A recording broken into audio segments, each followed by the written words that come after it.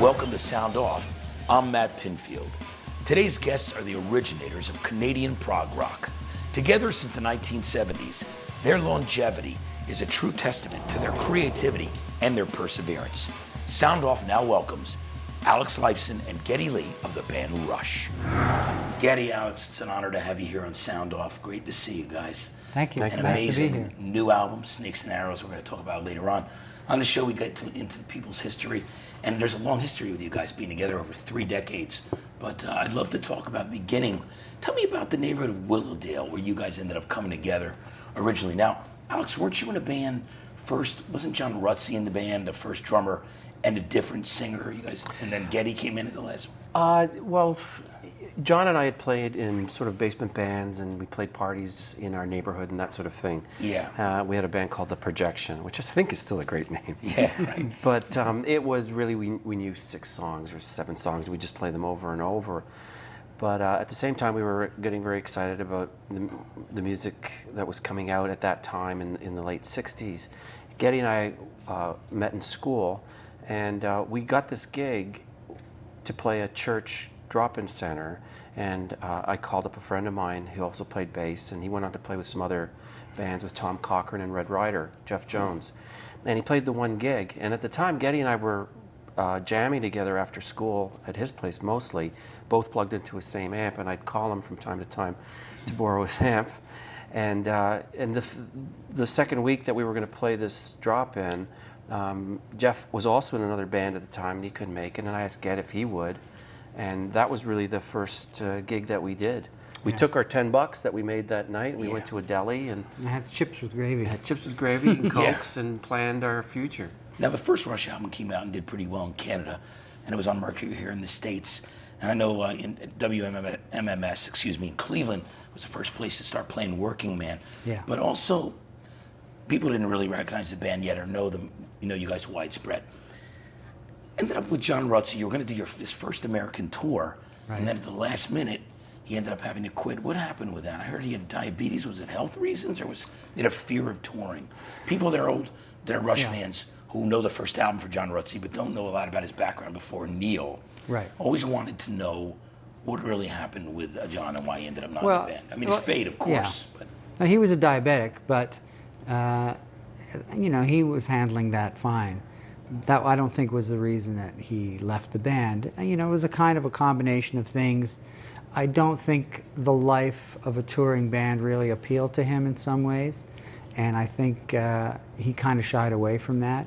And I don't think he could make that commitment that was going to be required in order to do a big American tour. So, it's amazing when you think about it, because the first record, which is definitely more straight up rock and roll blues infused tracks like Finding My Way, In the Mood, great songs, but the jump from the first album to Fly By Night is just incredible, and the influence of what was going on when Neil joined the band. That's right. Well, Alex and I had been, going in that direction, and that was another area of concern that we had about John Rutsey being in the band, because we were writing things like, for example, the whole intro to the song Anthem on Fly By Night. Right. That was written by Alex and I long ago when John was still in the band. And I remember jamming it with John, and he wasn't really into playing like that, because that required a real active drummer, and he was a real lay down the backbeat kind of drummer. Right. And in part of the auditions, what we would do with the drummers that came in, we would just jam to that little bit of music. And of course, when we jammed it to Neil, it was just like natural. Yeah, it's amazing. Okay. And he also brought that element of being the lyricist into the band, and being a libertarian, and being a big Ayn Rand fan. I mean, obviously, where Anthem comes from, the name of that book, and then the Libertarian Bible, I call it Atlas Shrugged, which is just it's a massive book. Right. Were you familiar with those things when he brought them in, or were these things that he turned you guys on to? No, he turned us on to that kind of reading. He had just gone through a period of reading that stuff.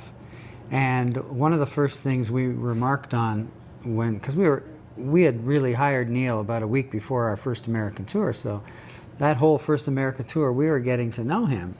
And, we would talk to each other about, this guy, he reads a lot. Yeah, he reads a lot. Maybe he wants to write lyrics, because neither of us wanted to write lyrics. Yeah, and we said, hey, you know, you read a lot. Maybe you're into writing some lyrics. So, well, I hadn't quite thought about that, blah, blah, blah. And what, I'll give that a try. then Caress of Steel came out, which was another record that, you know, pushed things a little even further with Bastille Day. And Lakeside Park was actually an area in Canada. Was that near where? Yeah, it's a place that Neil grew up near and where he would spend a lot of his childhood. And then you use all that imagery in that song as well, which That's is right. incredible. Yeah. Now, what's considered to be your first epic album, after that is 2112, where you really got into the absolute concept side of making that. Was that a fun record to record? Tell me about the experience of getting into 2112 and doing that album. Well, first, Caress of Steel was really the stepping stone to 2112. The Fountain of Lamneth, which was the second side, which was the first real concept piece. I mean, there was the Necromancer on Fly By Night, but Yeah. this took up the whole side, and we were... Necromancer's on Caress of Steel. That's actually on the next one, yeah. You forget after 30 years of recording your records. Bytor, sorry. You mean Bytor. Bytor was great. Yeah, Bytor was our first exploration in that kind of writing. But the Fountain of Lamneth took up a whole side, and it was a concept piece. And you know, at the time, we were very, very proud of it. It was a real experiment for us to do something like that. But it was a very difficult period for us. The tour was difficult. The record wasn't received that well. And there was a lot of pressure for us to, you know, really look at what we were doing and maybe take a step backwards. And that was not what we were about. And it was a really defiant move on our part to do something like 2112. And that's really what it's all about. And it absolutely, by chasing your own dream and doing what you love to do the way you do it, that's why even more fans came to the party. They really did with 2112. And it really bought us our freedom and independence. After that, you know, we were at least on our own path, and we could do whatever we wanted to do, basically. Right. Yeah, In Farewell to Kings, you got even more adventurous with the songs and some of the different changes, time signatures, and some of the other passages on the tracks on Farewell to King. That's a tour I first saw you guys on in '77. Was that one of the first tours that you actually ended up headlining too? And would you say the headlining part made it easier to work on those pieces live? Because when you're opening, to bring some of the prog tracks and some of the changes was a more difficult thing when you're opening for another headliner, just to really translate those things. Yeah, that's very true. That was our earliest time of headlining. We started a little bit on 2112 and a lot more on Farewell to Kings. And it does free you up to bring acoustic guitars and different things onto the stage and to play those longer pieces. And Farewell to Kings was a big jump, but every album is a stepping stone to the next album for us. You know, things we learned on 2112 we brought to Farewell to Kings. And also that was the first record we attempted to record in England and at some of the studios where, you know, we'd always read about as kids. So, and it also was the first time we had been exposed to a new, you know, European audience. So there was lots of influences coming at us, and you know, the more influences you have as a band and as a songwriter, as a musician, the more interesting your music invariably will be, because all that stuff channels through you and out into your music. Right, and over the years you found that all the experiences you guys, the life experiences, have worked over all those great albums over the years, like Power Windows and Hemispheres. And so on.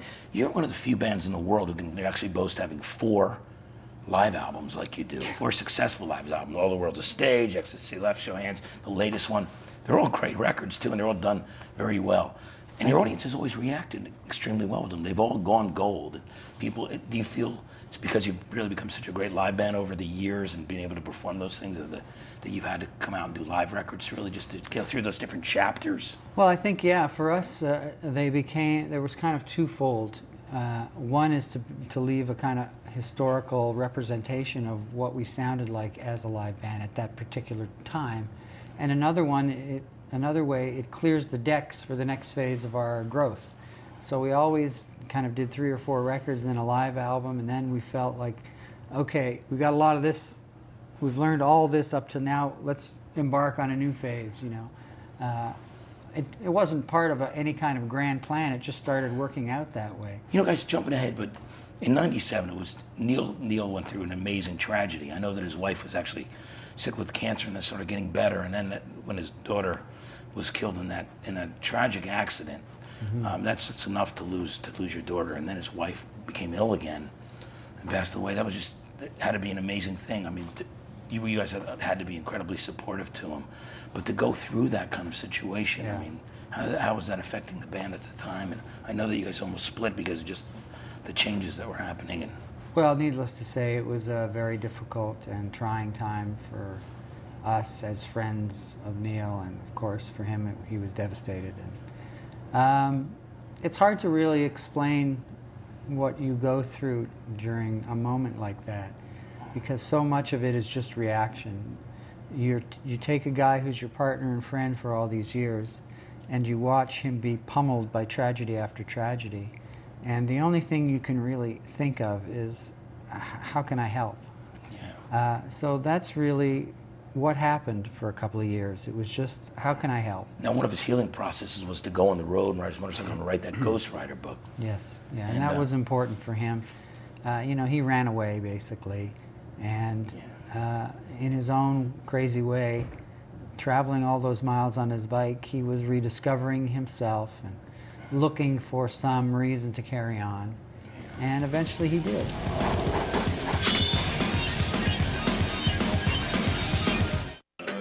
Grassroots experience to truly Welcome back to Sound Off. I'm Matt Pinfield, sitting here with Geddy Lee and Alex Lifeson of the band Rush. Guys, the new album, Snakes and Arrows. First of all, 5 years between records lately. You've been really taking your time, and that's kind of rediscovering what you're doing. And of course, after the tragedy that you all went through with what happened to Neil. But that 5 years, I mean, remember when you started, it was really an album every 6 months, then every year, then the tours, and now there's more time in between. Tell me about how the process of this record in particular started out. Okay. And I know you guys got together in Toronto and started, doing pre-production. Let's talk about the working and the things that you did when you first got back together. There was a lot of work that happened in between that time. We did a couple of tours. We released our 30 and re-released some other videos that we'd done on the replay package. So we were quite busy during that period. Yeah. But we were starting to get itchy to start working again, and Geddy and I hang out together at home. We live only 5 minutes from each other, and we started talking about playing and about what we wanted to do, and we talked about taking a different approach with writing. I was going to write on acoustic. We were going to work at his place and keep it very simple and casual. So rather than spending 5 days a week, 12 hours a day in a studio, we spent 3 days a week for about 6 hours a day, and we were very productive. And from the get-go, we just had a ball writing. It was so much fun. And every day you looked forward to coming back and getting back into it. And we continued that process. Neil had sent some lyrics. We wanted to keep it casual, so just the two of us. We had some things to work from and to with his lyrics. But I think for us, it was really about getting back and playing together. Yeah, That what the was key. really nice, and this, when you go to make